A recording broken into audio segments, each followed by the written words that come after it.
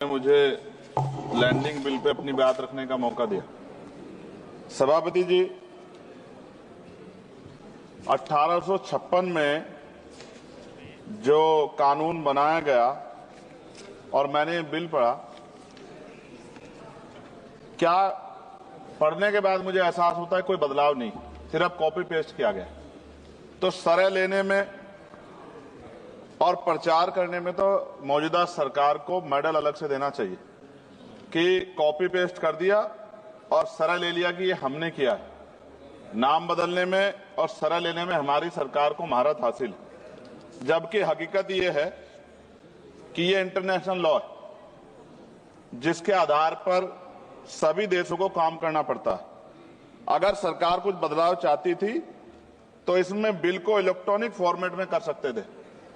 ये डिजिटल युग है, चर्चा होती है और सब जगह, आप तो फोन से लेकर सब जगह जो है डिजिटल बातें होती हैं, लेकिन फॉर्मेट आपने कागज में ही रखा है। कई देशों के बिल इंडिया में ही बन रहे हैं मैन पावर की वजह से। वहां मैन पावर कम है, यहां मैन पावर ज्यादा है।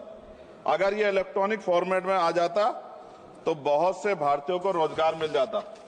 लेकिन मुझे ये भी बताना पड़ेगा कि हमारी सरकार का रोजगार देने में उनको बड़ी परेशानी है और वो रोजगार देने के खिलाफ, इसलिए उन्होंने शायद इलेक्ट्रॉनिक फॉर्मेट में नहीं रखा।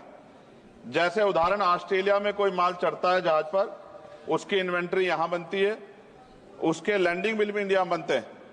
इलेक्ट्रॉनिक फॉर्मेट में कर देते तो उसका बैक एंड फॉर्मूला हमारे पास आ सकता था। इससे देश को फायदा होता और हमारे बहुत सारे लोगों को रोजगार मिलता। और राष्ट्रीय जलमार्ग 2016 कानून के तहत कई राष्ट्रीय जलमार्ग विकसित होने थे, परंतु अभी तक सभी नहीं बने। यह जलमार्ग बन जाते तो बाढ़ व सूखे की समस्या से भी निजात मिल सकती थी, लेकिन सरकार को बाढ़ से भी फर्क नहीं पड़ता क्योंकि उससे भी आम जनता को परेशानी होती।